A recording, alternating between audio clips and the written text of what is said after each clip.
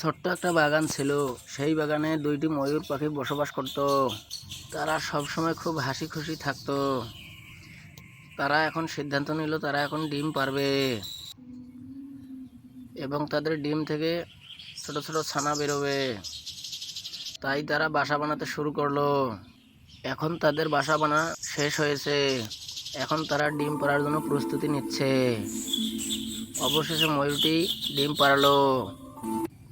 কিছুদিন পর সেই ডিম থেকে তার বাচ্চা বেরোনোর জন্য সময় অপেক্ষা করছে। ময়ূরটি তার ডিম থেকে বাচ্চা বেরোনোর জন্য ডিমে তা দিচ্ছে। অবশেষে তার ডিম থেকে ছোট ছোট ছানা বেরোচ্ছে। ময়ূরের ছানা বের হওয়ার পরও ময়ূরের মন খুব খারাপ। কেননা এখনও তোমরা কেউ এই চ্যানেলটিকে সাবস্ক্রাইব করোনি। তাই বন্ধুরা, তাড়াতাড়ি করে চ্যানেলটি লাইক, কমেন্ট এবং সাবস্ক্রাইব করে পাশে থাকো। এখন ময়ূরটি তার ছানাগুলোকে নিয়ে ঘুরতে বেরোবে।